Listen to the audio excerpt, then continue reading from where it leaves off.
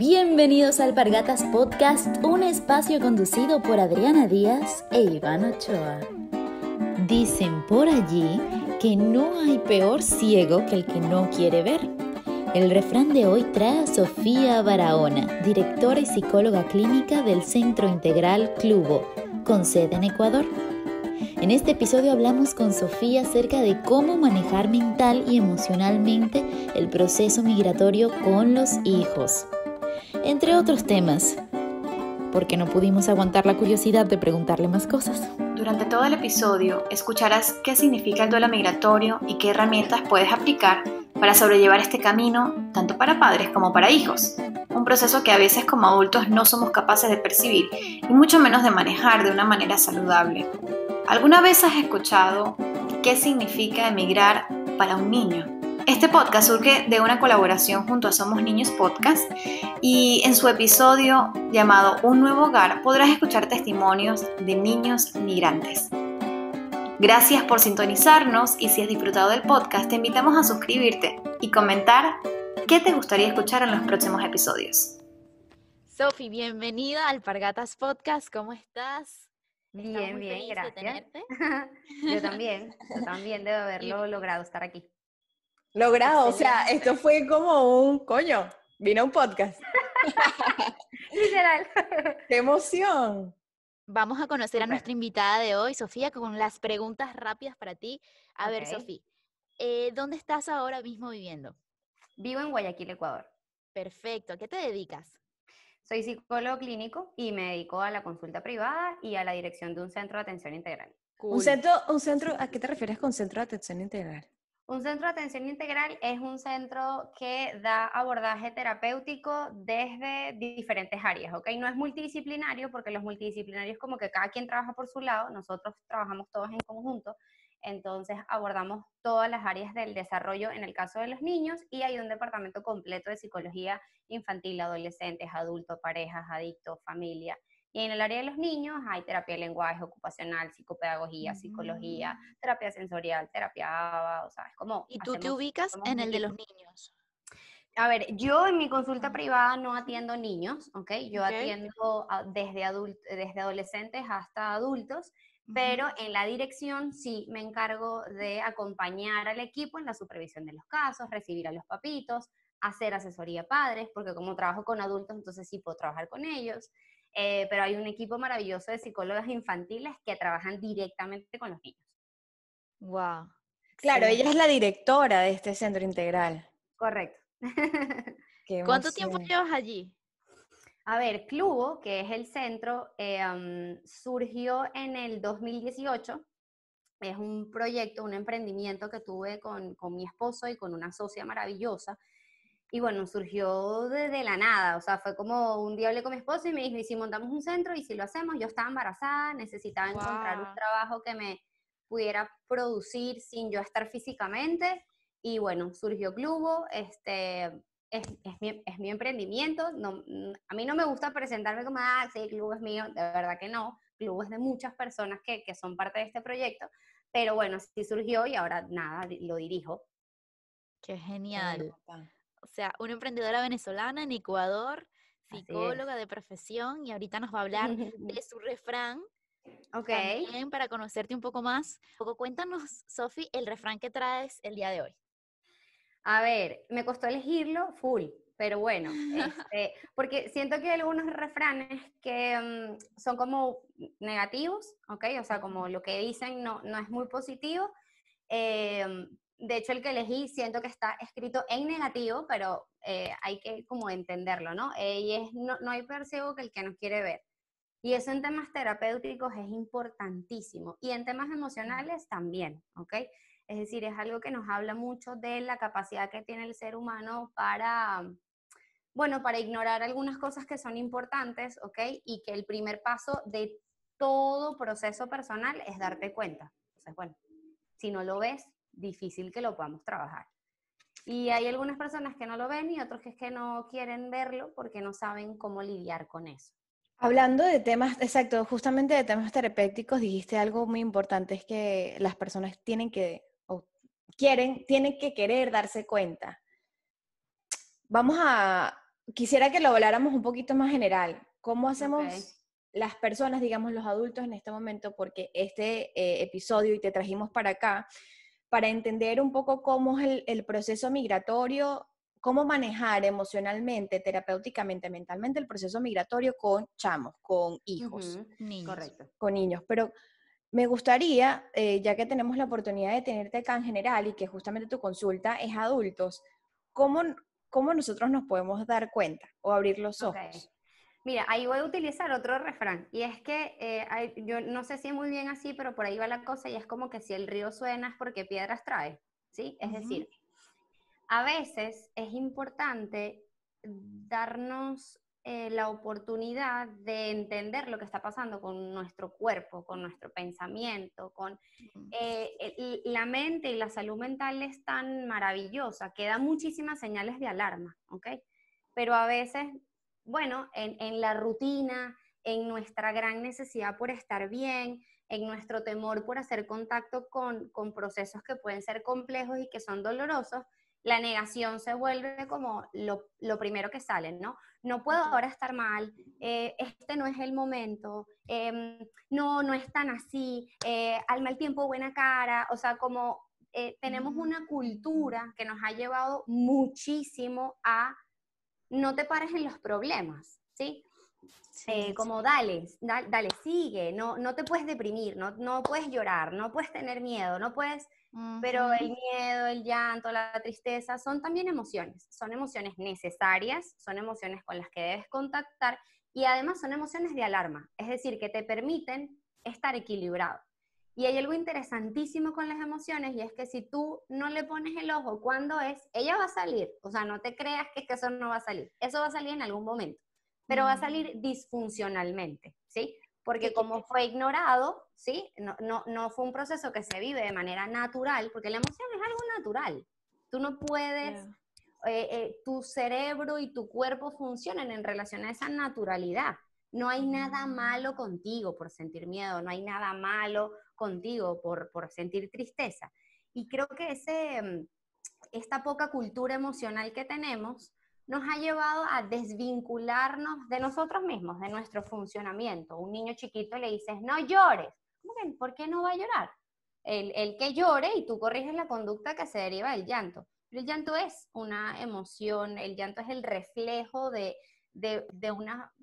un cuerpo tratando de expresar algo, ¿sí? O sea, yo creo que el darse cuenta viene por mirarte y decir, ¿qué está pasando aquí? O sea, ¿qué siento cuando siento esto? ¿Y por qué siento esto? Claro. En psicología, trabajar en el darse cuenta empieza por hacer contacto con tu respiración, con la ingesta de agua, con tu alimentación, con tus necesidades básicas, con tu aseo personal, con tu sueño. O sea, viene de los más primitivos. Porque si tú no estás conectado con lo más primitivo, nunca vas a reconocer procesos más complejos. Claro. Si tú no sabes cómo sientes hambre, no vas a saber cómo sientes miedo, porque el miedo es algo mucho más difícil de reconocer que el hambre. Entonces, es un proceso, pero lo primero que tienes que darte la oportunidad de vivirlo con naturalidad y decir, esto me pasa, y si no lo sé gestionar, bueno, voy a buscar ayuda, a ver qué tal me va, ¿ok? Y ahí empieza ese proceso de darse Wow. cuenta, de reconocer y todo lo demás. O sea, ese es el primer paso que tú tratas de aplicar a los pacientes cuando llegan y tú te das cuenta de que este es un ciego que no quiere ver lo que le está sucediendo. Ese es el reto de tu profesión, tratar Sí, de ayudarlo. hay algo que es importante rescatar y es que todos los pacientes que están sentados en la consulta ya por lo menos dieron el primer paso, ¿ok? Es decir, ellos ya reconocieron que Ya, hay algo que no está bien y siempre se los alabo, es decir, siempre les digo, claro. estar acá no es, obviamente cuando van de forma voluntaria, ¿no? Porque hay pacientes que van obligados, tipo, Claro. o vas a terapia o nos divorciamos. Entonces, Claro. bueno, ahí no tiene el mismo efecto, pero estar sentado allí ya es buscar una ayuda, ya es darte cuenta que necesitas hacer algo. A lo mejor no tienes para Sí. nada claro el camino ni de dónde viene y siempre se los digo. Esto es un proceso duro. Iniciar terapia es un proceso complejo porque se remueven muchas cosas, pero al final del camino es tan positivo y lo sientes con tanto bienestar que dices, bueno, valió la pena. O sea, valió la pena haber pasado por todo esto para llegar a donde estoy. Mi objetivo, el enfoque que yo tengo de intervención terapéutica es tratar de empoderar al paciente con herramientas funcionales para que esté dado de alta y para que él ya luego pueda funcionar de una manera mucho más regular, de una manera mucho más funcional, solo, que no se vuelva dependiente de un terapeuta que lo esté guiando, ¿no?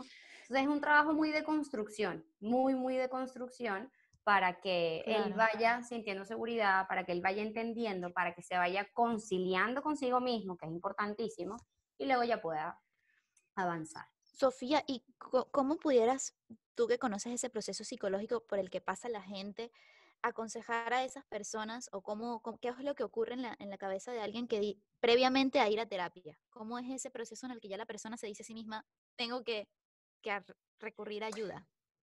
Eso. Por lo general hay una gran sensación de malestar, ¿ok? O sea, es decir, viene como un proceso muy de confusión en el que termino por darme cuenta que no puedo solo, ¿sí? Ese es el mayor de los casos, es decir, la mayoría de los casos llegan a terapia muy abrumados, ¿ok? De no puedo más. O sea, me di cuenta que no podía más, como que corrí la arruga lo más que pude y cuando ya definitivamente me di cuenta que esto era más grande que yo, vine, ¿ok? Hay otras personas mucho más preventivas. Yo trabajo mucho con adultos jóvenes y ya hay una visión distinta de la psicología, ¿ok?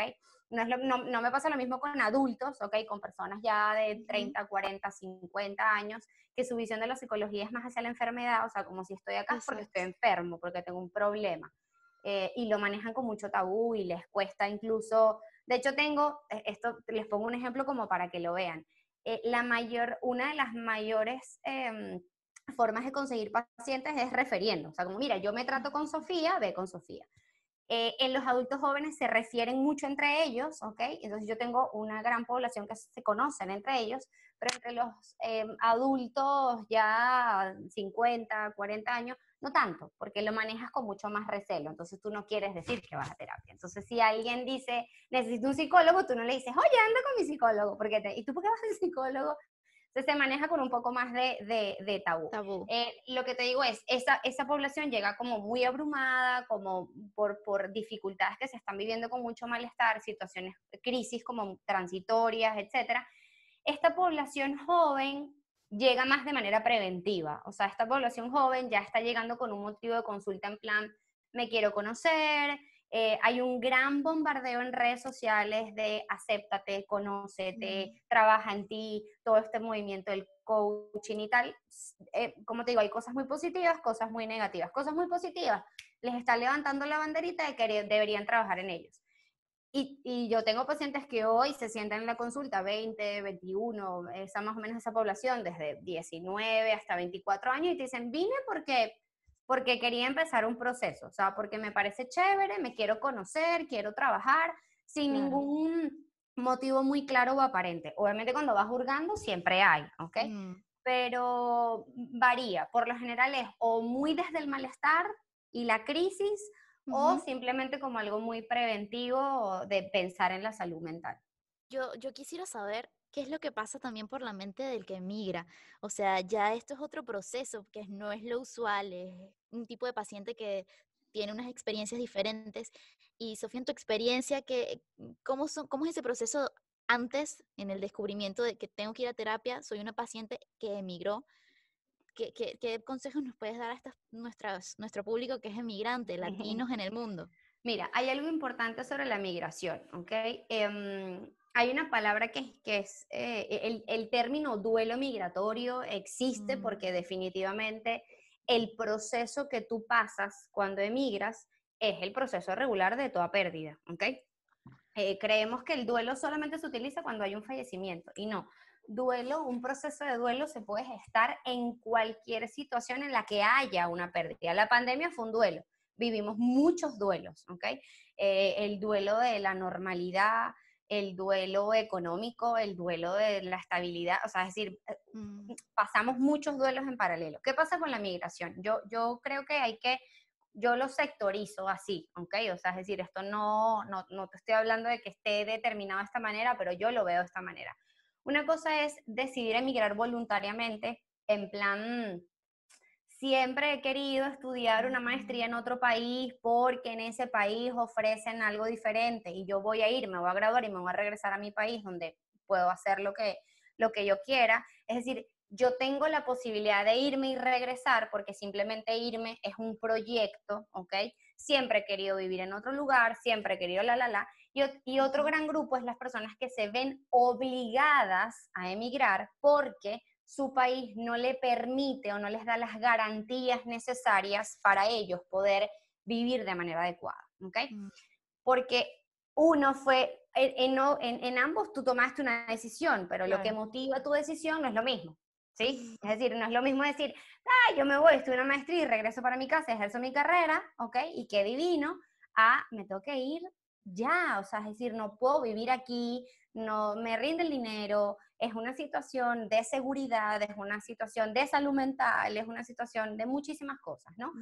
En ambos casos se puede dar el duelo migratorio, ¿sí? Es decir, la añoranza, la dificultad de adaptarte a una nueva cultura,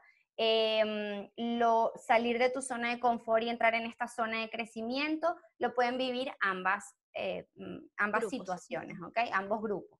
Pero definitivamente aquel que emigra sin la garantía de poder retornar, vive un proceso mucho más complejo, ¿ok? Es decir, vive un proceso de abandono, ¿sí? Entonces, hablemos de eso, exacto. Me gustaría hurgar un poquito más allá en eso, en ejemplo del proceso migratorio, además que también es distinto el proceso migratorio cuando te vas solo,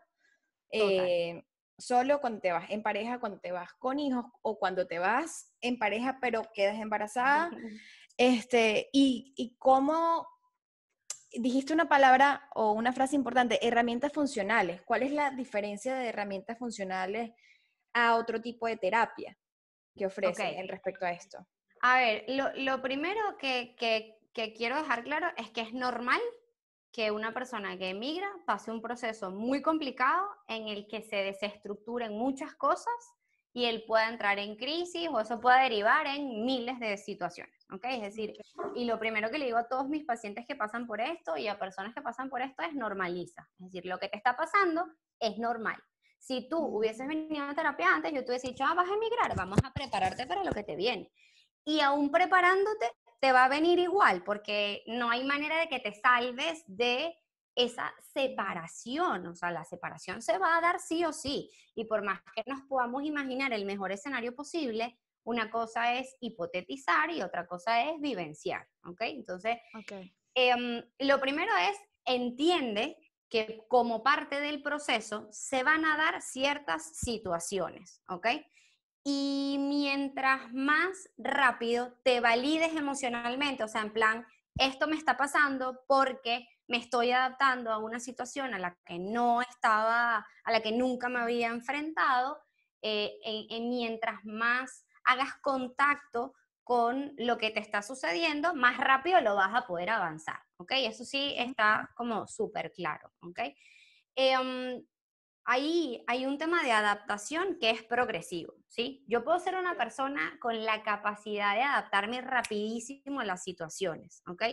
Pero emigrar es un tema contextual, es decir, no solamente es emigrar, es lo que acaba de decir Adriana, es cómo emigré, a dónde emigré, qué tanto conozco la cultura a donde emigré. Una vez que llego, qué tantas mis expectativas se han realizado como yo lo tenía planificado. Es decir, cuando yo hago yo trabajo mucho en hacer como una línea de tiempo que se llama la línea de significancia, y es marcar todos los episodios que han sido significativos, ¿ok? Cada persona tiene los suyos, ninguna situación es igual, pero compartimos cosas. ¿Por qué? Porque nos estamos enfrentando a una crisis, puede ser, de reorganizarnos en función a una situación que es nueva, ¿sí? Les explico un poco qué es una crisis, ¿ok? Una crisis es cuando hay un desequilibrio, ¿ok? Que altera de manera normativa tu funcionamiento, ¿ok? Porque eso que llegó fue algo nuevo, fue algo ambiguo o es algo ambivalente, ¿ok? Es decir, las crisis están como seccionadas en nuevo, en ambivalente y en ambiguo, ¿ok? Por ejemplo, la pandemia fue las tres, era algo nuevo, era algo ambiguo, era algo ambivalente, ¿ok? Wow. La emigración, por ejemplo, es una crisis muy posiblemente porque es una situación nueva, ¿ok? Es decir, es algo a lo que tú no te habías tenido que enfrentar. También puede ser ambigua, porque si tú llegas y de repente lo que tú tenías planificado no se da, como me pasó en mi caso, dices, ¿qué? O sea, ajá, ya va, ¿qué hago, no? O sea, eso, tu cerebro dice, uy, espérate, ¿qué tenemos que hacer aquí? Y empieza a sacar recursos de donde puede. Estos recursos nosotros los hemos ido adquiriendo a lo largo de nuestra historia de vida. Dependiendo de qué tan funcional haya sido tu historia de vida, tendrás recursos más positivos o más negativos. Entonces esa crisis se puede convertir en un problema complejo a trabajar o simplemente puede ser lo que es una crisis natural y transitoria a la que luego te adaptas y empieza a funcionar de manera natural, recuperas la homeostasis, ¿ok? Wow. Dependerá de cada quien. ¿Y la última característica cuál era? Equivalente es como Ajá. que a veces sí, a veces no, como que no está muy Como que claro. en estos días nosotros pusimos en un video, yo hice un video en Alpargatas Podcast y me grababa a mí misma como si estuviera hablando con mi mamá o con mi tía. Entonces yo decía, no, Ok. me va buenísimo, creo que más o menos va por ahí, me va buenísimo, no, chévere, salgo con el celular tranquila, pero extraño burda a mi familia, es horrible este lugar, es demasiado frío. Ujú. Eso puede ser, La situación ambivalente sí, o sea, es como el panorama no termina de estar del todo claro, Definido. ¿ok? Es como a veces parece que va bien, pero luego sale otra cosa que parece que va mal. Como que también lo ambiguo tiene que ver más con lo abierto a interpretación, ¿sí? Yo, por ejemplo, el final de una película, estos finales Ya. abiertos. Nos podemos sentar las tres a debatir y cada una puede tener una noción distinta. ¿En función a qué? A tu cabeza, a tus procesos, a tu manera de analizar las cosas, a tu experiencia, ¿ok? Cuando es ambiguo es como que no está muy claro cuál es ese final, ¿ok? Y está abierto a la interpretación.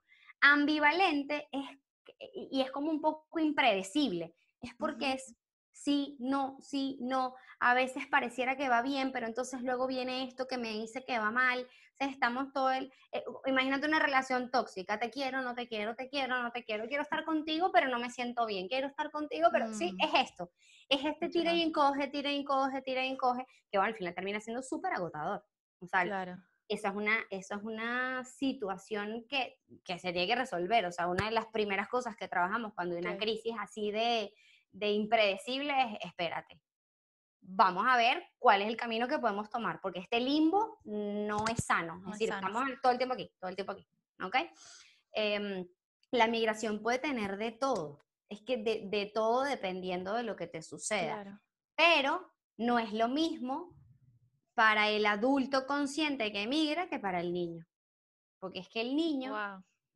todo este tiempo hemos estado hablando de estos dos grandes grupos que toman una decisión, pero es que resulta que el niño no decide emigrar. El niño no se levantó un día y le dijo a la mamá, oye, ¿sabes qué? Yo creo que este país es muy inseguro, yo creo que sería bueno irnos a vivir a otro país. O sea, no. Claro.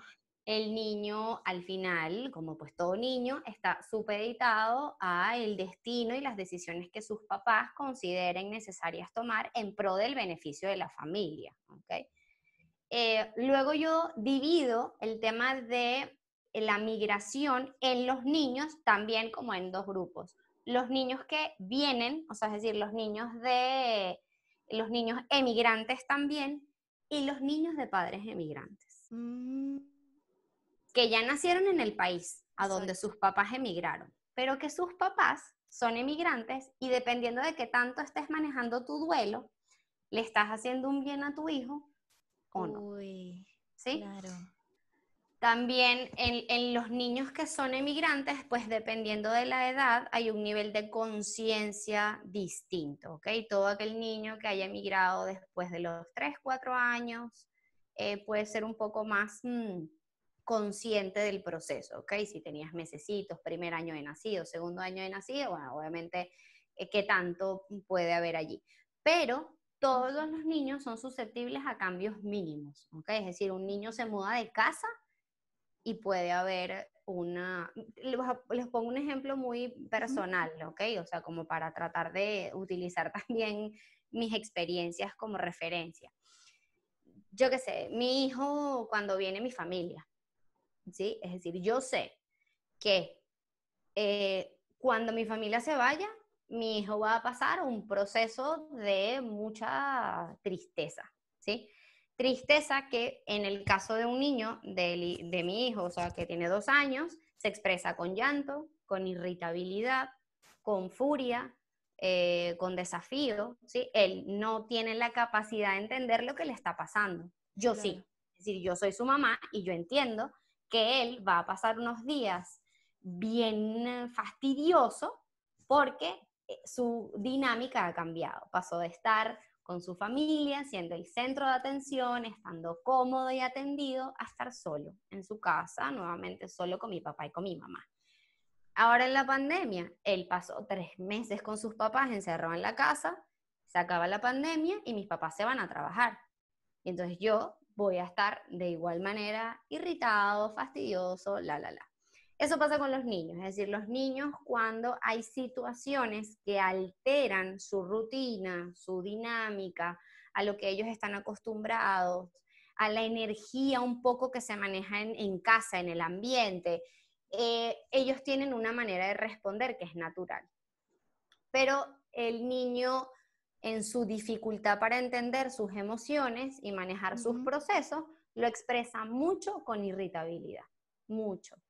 Y ahí se pueden dar detonaciones conductuales, el niño puede empezar a estar un poquito más agresivo, más contestón, o aislarse muchísimo más. Y eso pasa Refugiarse en la también, tecnología. perdón por interrumpir, eso pasa también tanto en los niños que son emigrantes o los niños de papás emigrantes. Ok, ¿qué pasa? No, la realidad es que el niño que emigra es el que al haber este cambio tan abrupto, ok, que como te digo, le puede pasar a niños, o sea, es decir, yo puedo tener un bebé de 1 año que puede empezar a generar cambios, ¿ok? Obviamente si yo lo corrijo y tal y cual, esto puede que no le afecte y no se va a instaurar y lo vamos a manejar, ¿ok? Un niño más grande que se acuerda, que tiene más conciencia, lidia más con el proceso del duelo que el niño chiquito. Pero ajustes en su funcionamiento va a haber siempre, ¿ok? O vuelvo con otro ejemplo. Mi hijo tenía 5 meses la primera vez que nosotros regresamos a Venezuela, ¿ok? A la boda de mi hermano. Y él ya dormía la noche completa, por ejemplo, y no tomaba biberón de noche. Y llegando allá se volvió a despertar en la noche, volvió a pedir biberón, pasamos un proceso de casi 3 meses nuevamente de adaptación, ¿ok? ¿Por qué? Porque él aquí estaba en su casa solo con su mamá y su papá. Y llegó allá y había un poco de gente pendiente de él, con horarios distintos, ¿sí? Y te estoy hablando que y aquí tiene una afección hasta de los usos horarios, ¿ok? Yo me fui a un lugar que tiene 1 hora menos que acá, pero imagínate una persona que emigra y se va a un país con 7 horas de diferencia, donde se altera todo. Claro, tu adulto dices, pongo la alarma, el jet lag, no sé cuánto, sí, me adapto, pero ¿y el niño? Porque el niño también se tiene que adaptar a ese nuevo ritmo. Entonces siempre va a haber una respuesta fisiológica, psicológica, natural, que un niño va a sufrir en su conducta en un proceso de reajuste cuando hay cambios en su ambiente, ¿ok? El niño más grande, ya adicional a eso, empieza a vivir su proceso de duelo, ¿ok? De separación, de adaptación, porque ya tiene más conciencia, porque ya comprende. ¿Qué está pasando con los niños? No con todos, ¿ok? Pero ¿qué está pasando con una gran cantidad de migrantes que no han trabajado en su proceso migratorio, que les ha costado mucho adaptarse, ¿ok? Hay 2 discursos, ¿no? Dependiendo del país que tú consideres mejor, voy a poner 2 ejemplos, ¿ok? Sin herir susceptibilidades. Vamos a suponer que yo emigré a Alemania, ¿sí? Y entonces en mi cabeza, Alemania es mejor que Venezuela, ¿sí? Entonces yo estoy allá y yo todo el tiempo le estoy diciendo a él que este país es mejor, que Venezuela no, que las cosas en Venezuela no funcionan, que nosotros no sé cuánto. Se crea una imagen muy negativa de lo que nosotros escapamos. Y entonces yo trato de erradicar muchas tradiciones y muchos pensamientos porque los considero negativos y no quiero que él los tenga porque esta sociedad es mejor. eso puede tener un impacto importante en cómo me percibo, ¿ok? En cómo me siento. Obviamente, si el mensaje de mis papás es que este país es mejor y yo nací aquí, entonces qué bueno, ¿sabes? Qué bueno porque yo nací acá, en un país mejor, me voy a criar mejor, voy a tener mejores oportunidades, etc. ¿Qué pasa cuando al país donde yo emigro, que aquí sí no voy a poner país, resulta que yo interpreto que la cultura, que la manera de ser, que el funcionamiento de ese país es malo? Y entonces en mi casa yo estoy todo el día diciendo, porque aquí son así, porque aquí hacen esto mal, porque nosotros en Venezuela no sé cuánto, porque nosotros allí yo no sé qué, pero ese niño nació acá. Y ese niño necesita sentirse bien con su nacionalidad y su identidad. Pero yo tengo a mis papás todo el tiempo diciéndome que donde ellos vienen es mejor, que lo que ellos hicieron era mejor, que lo que se hacía allá era mejor, que si el gobierno no sé cuánto, nosotros, el niño lo está escuchando todo el tiempo y el niño dice, yo quiero ser de allá. Claro. Es decir, yo no quiero ser de aquí, porque yo nací aquí, yo quería nacer allá, yo quiero tener la cultura de allá, yo quiero... Y eso genera un choque importante de identidad, ¿sí? Wow. Muchos, yo lo vivo acá, muchos emigrantes venezolanos que sus hijos nacidos acá quieren que vivan como si ellos hubiesen nacido allá y se aferran a unas cosas que no tienen sentido, porque el niño necesita vivir aquí bien, necesita tener la cultura aquí, necesita adaptarse a la cultura aquí, necesita sentirse feliz de estar donde nació y además él va a crecer acá y sus amigos son de acá y eso es un tema de identidad, es un tema de identidad. Y esa Sofía, identidad la trabajan tus papás. Siendo así, ¿qué consejos le das a los papás, si bien son padres de ya con sus hijos que nacieron en el lugar o que están yendo? ¿Cuál es ese mensaje que deben darle a sus hijos para que ese choque de identidades no ocurra? ¿Qué es lo más sano que deben hacer los padres? ¿Cuál es el mensaje que deberían dar los padres, ya bien sea padres que han tenido a sus hijos en el país al que han emigrado o padres que van a emigrar ya con sus hijos, para que esa disonancia que mencionas cultural y de identidad no se manifieste? ¿Qué es lo más sano que deben hacer los padres en esas situaciones? Como psicóloga y como madre, ¿cuál es tu consejo para estos padres migrantes que nos están escuchando? Mira, yo creo que es importante hacer como una fusión, es decir, nunca, por ejemplo, mi hijo nunca dejará de ser hijo de unos emigrantes venezolanos. Eso es algo que lo va a acompañar toda su vida, ¿ok? Y eso va a hacer que su situación en su casa sea distinta a la de sus amigos, pero eso tiene que ser algo positivo, no tiene que ser algo negativo. Es decir, eso tiene que ser algo vivido con como que bueno, ¿sabes? Es decir, que chévere que tú vas a poder tener la oportunidad de mezclar dos culturas, ¿sí? Y de quedarte con lo bueno de las dos culturas, porque a donde vayas te aseguro que siempre va a haber cosas buenas para tomar, ¿ok? Debe haber, yo creo que un consenso, si emigras en pareja es importante que las parejas conversen y digan, a ver, nuestros hijos se van a desarrollar acá, van a vivir acá y tenemos que tratar de hacerles su vida acá saludable, ¿ok? Y ayudarlos en su proceso de crear lo que son como individuos, ¿no? Entonces, hay que tratar de evitar bajo todo concepto comentarios, ¿ok? Que puedan ser aversivos hacia esta cultura nueva, ¿ok? Okay. Tratar de que si vas a hacer, una cosa es hacer un comentario, yo qué sé, yo puedo ir a la calle y puedo decir, Dios mío, la gente sí maneja mal, ¿sí? O yo puedo decir, Dios mío, pero es que los, y el gentilicio, sí que manejan mal, ¿sí? Claro. Es decir, yo debo quejarme de la conducta que considero que es inadecuada, y le digo a mi hijo que hay conductas que son adecuadas y conductas que son inadecuadas, pero no distingo de raza, sexo, género, gentilicio. Y esto no solamente pasa con esto, pasa con todo, ¿ok? Es decir, si yo quiero que mi hijo sea una persona consciente, que no maneje paradigmas clasistas, racistas, etcétera, yo tengo que tratar de controlar que mis verbalizaciones vayan enfocadas hacia la conducta y que no distingan de género, sexo, raza, etcétera, ¿sí? porque además lo que está mal es la conducta. O sea, es decir, si a mí me molesta que la gente maneje mal, lo que me molesta es que manejen mal. No tengo por qué llevar esa conducta a algo para generalizar y atacar una población, ¿sí? Entonces, eso es importante, es decir, tenemos que tener mucho cuidado con nuestras verbalizaciones, mucho cuidado, porque los niños absorben todo eso, ¿no? Entonces, si yo digo, voy a poner mi ejemplo, mis papás son hijos de migrantes también, y mi papá siempre me lo dijo, me dijo, yo jamás escuché a tus abuelos decir nada negativo sobre Venezuela. Por el contrario, sus verbalizaciones siempre eran, damos gracias a este país que nos dio la bienvenida y la oportunidad de hacer lo que nosotros no tuvimos en nuestro país y debemos estar eternamente agradecidos. Ese no es el discurso que se está manejando actualmente en muchos de los emigrantes, ¿sí? El discurso es muy de reproche, es muy de donde yo estaba es mejor, es muy de esta gente no sabe, es muy de creer que estamos como en otro nivel, ¿ok? Y eso nos permite juzgar.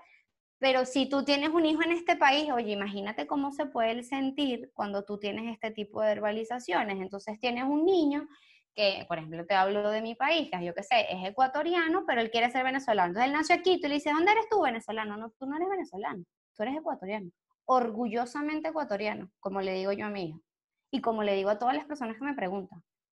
Él es guayaco, bien guayaco que es, y bien orgulloso que se tiene que sentir de ser guayaco, de nacer en un país que le está dando todos los recursos para poderse desarrollar armoniosamente. Yo lo tuve en mi momento, y qué bueno que lo tuve, y soy orgullosamente venezolana, pero él es orgullosamente ecuatoriano. Entonces, el proceso de aceptación viene por los papás. Tú tienes que aceptarlo primero, tienes que entender primero tu situación, tienes que librar esas batallas personales y esos prejuicios para no pasársela a ellos, porque es que ellos están creando su proceso de identidad, ¿sí? Y pasaba en Venezuela, que es un país de tanta migración, tú podías conseguirte con gente que te decía, yo soy italiana. No, no eres italiana. Tú no eres italiana, ¿sí? Tus abuelos son italianos. Tus papás pueden haber sido italianos. Pero Exacto. tú eres venezolana y te tienes que sentir orgullosa de serlo. No pasa nada, ¿sí? De hecho, nacer en un país no es lo que te da ya la nacionalidad, ¿sí? O sea, hay muchas cosas que están como involucradas en tu proceso de identidad, de con lo que te sientes cómoda, con lo que te referencias, etc. Yo siempre cuando viví en Venezuela, a mí me costó mucho, y debo admitirlo, a mí me costó mucho cuando empecé a tener una pareja estable, que es hoy mi esposo. Teníamos costumbres muy distintas, ¿ok? Muy distintas. Él es hijo de una emigrante ecuatoriana y yo soy hija de venezolanos, pero con unas costumbres muy arraigadas españolas, ¿ok? Okay. ¿Por qué? Porque la comunidad española se juntó toda y entonces hicieron como su núcleo allí y mantuvieron muchas cosas a pesar de que ellos se adaptaron al funcionamiento. Entonces, bueno, ellos al final en mi casa se comían cosas, se decían cosas que a lo mejor no compartían mis amigos y cuando yo estuve en pareja eso me chocó. Pero cuando yo me vine para acá, me di cuenta que soy mucho más venezolana de lo que pensaba, pero un ratísimo largo, ¿ok? Porque al final viví toda mi vida ahí y me desarrollé ahí y ahí aprendí y ahí nací y eso mismo le va a pasar a mi hijo. Mi hijo estará acá Claro. y se desarrollará acá y estará con sus amigos de acá y yo a mi hijo le hablo como habla la gente de acá porque yo quiero que él entienda cuando la gente de acá le hable, ¿sí? Claro. Y mi familia a veces me dice, ¿pero por qué utilizas esa palabra? Porque mi hijo tiene que entender que así se dice acá, porque yo me tengo que adaptar, porque yo no puedo llegar a un supermercado y pedirle un cambur, porque yo tengo que pedirle a esa persona como esa fruta se llama aquí, Claro. porque soy yo la que se tiene que adaptar, no ellos. No, bueno, que aprendan que así se llama. No, señor, usted está equivocado. Usted está llegando a un país. Usted se tiene que adaptar. Usted tiene que aprender. Y mientras más se adapte, mejor. Porque mientras más rápido lo hagas, tu cerebro dice, divino, ¿sabes? Esto es. Y mis hijos también lo tienen que hacer. Alonso va a terapia de lenguaje porque yo soy una mamá bien intensa. y yo lo llevo a terapia de lenguaje, y la terapeuta de lenguaje, que es venezolana, me dijo, a tu hijo yo le voy a enseñar a hablar como hablan acá, con las palabras de acá, y tú tienes que hacerlo en tu casa. Porque lo que no puedes hacerle a un niño es que él tenga una mezcolanza en su cabeza, ¿sí? Por algo tan sencillo como, no, así se dice, así lo vamos a decir, porque aquí... Claro, por ser arrogante nada más. Total, porque, por creer que tú estás en una posición superior. Superior. Claro, y eso tiene que ver justamente porque no has superado un duelo, no lo has Tuyo, vivido. claro, eso es Tuyo. netamente de los papás, eso es netamente de los papás. Se lo ¿sí? inculcaron ellos. Eso es un tema mío, que es que todos tienen su proceso. Yo siempre le digo a los papás, cuando trabajamos con hijos, le digo, mira, quédate tranquilo, que al final es normal, tú estás pasando por lo tuyo también, ¿ok?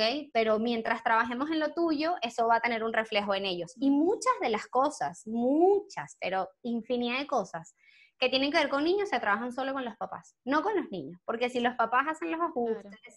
si los papás pasan su proceso, si ellos hacen la adaptación, el niño empieza a funcionar en relación a eso, ¿sí? Si yo le digo a mi hijo, emigrar fue buenísimo, no sabes estar acá, todas las oportunidades que nos ha dado, duro, durísimo, porque bueno, imagínate, extrañamos a los abuelitos y tal, pero llegamos acá y mira todas las oportunidades que tenemos.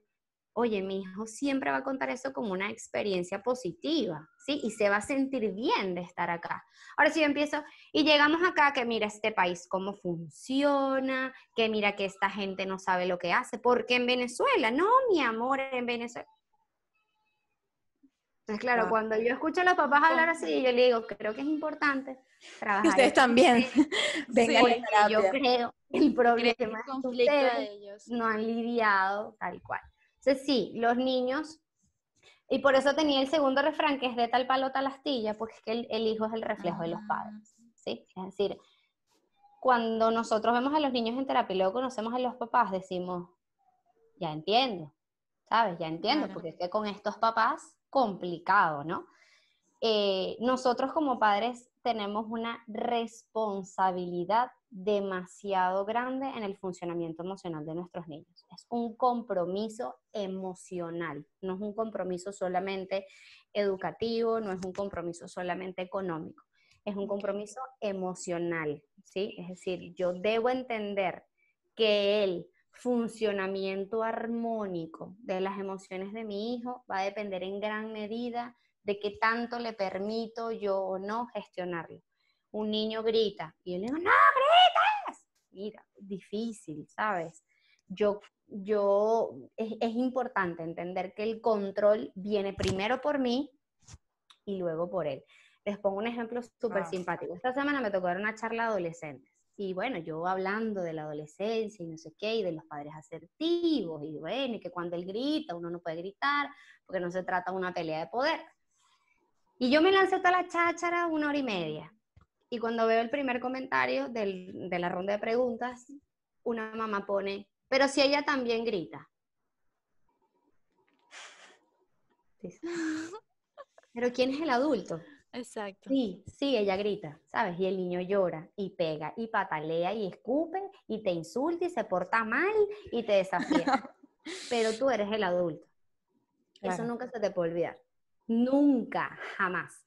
Cuando yo grito, cuando yo insulto, cuando yo pego, yo perdí el control. Y si yo perdí el control, lo que viene después, ya olvídate. Hay que recuperar el control primero por los papás para que eso pueda generar un efecto positivo en los hijos. Y es así, es automático. ¿Okay? Es decir, cuando empezamos a trabajar con los papás y ellos empiezan a hacer los ajustes, el funcionamiento de los niños es completamente distinto. Obviamente hay casos que ya han llegado a un nivel tan extremo que si no haces una intervención en el niño, no va a haber resultados, ¿ok? Es decir, ya hay casos de casos, pero te estoy hablando de los casos más normotípicos, donde simplemente es una situación de familia, donde simplemente es una situación de los roles, de los vínculos, de las rutinas, del vocabulario, de cómo nos relacionamos. Cuando empiezas a trabajar con los papás, esto mejora, ¿ok? Y en el tema del migratorio, muchísimo más. O sea, es decir, y tenemos muchos, nosotros obviamente trabajamos con una alta población venezolana porque se sienten cómodos, acogidos, yendo a un lugar, aunque nuestra mayor población, al menos en Club, en el centro de atención, es ecuatoriana, y han sido los que han permitido que esto se desarrolle definitivamente porque han depositado toda su confianza en nuestro equipo de trabajo. Pero para los casos que hemos tenido de niños, muchos de los niños que tienen verbalizaciones negativas sobre el país, se las escuchamos también a los papás. ¿Dónde te podemos conseguir, Sofi? Mira, a ver, yo no tengo cuenta profesional porque, bueno, como ya les dije y ustedes saben, no soy muy ducha así de este tipo de cosas de redes, pero pueden seguir a Clubo. Clubo se escribe K-L-U-B de Bolívar o de oso, ¿ok? K de kilo, L de loro, U de uva, B de Bolívar o de oso. .es, que es Ecuador, ¿ok? Nos pueden seguir en Instagram. Allí pues está toda la información de Clubo. Obviamente, una de las cosas positivas de la pandemia es que ahora nos hemos diversificado en servicios virtuales, entonces nuestra comunidad ha crecido bastante. Ya ahorita, al menos en el tema de psicología, estamos manejando pacientes en distintos lugares del mundo donde están recibiendo terapia de manera virtual. Entonces, bueno, cualquier persona que quiera empezar un proceso, que no sepa a lo mejor en su país dónde hacerlo, pues nosotros estamos ofreciendo servicios virtuales y nos pueden buscar por allí y nos pueden contactar. Sofi, un abrazo gigante. Igual a ustedes Gracias. desde la distancia, qué rico hablar con venezolanas emprendedoras, qué rico que tengan este espacio y que le den la oportunidad a la gente también de darse cuenta, porque pues al final uno no sabe y a veces necesita estos espacios para darse cuenta. Sí, sí, este es un espacio para acompañar al emigrante. Tal cual. Y no lo queremos sectorizar con venezolanos, pero bueno, somos venezolanas y de alguna manera esos son los contactos que tenemos. Claro. Porque la migración venezolana generalmente no fue tan voluntaria. Así es. Pocos fueron voluntarios, al menos ahorita. Así es, y yo que tengo emigrantes venezolanos en muchas partes del mundo, les digo que este tema de la resistencia a la adaptación de la nueva cultura les ha pasado a demasiados. Hasta en ese país súper, hiper maravilloso que creías que era más bueno que el tuyo, está pasando. Entonces, bueno, hay que trabajarlo. Y lo bueno es que se puede trabajar, qué maravilla. Oye, gracias a Dios, sí.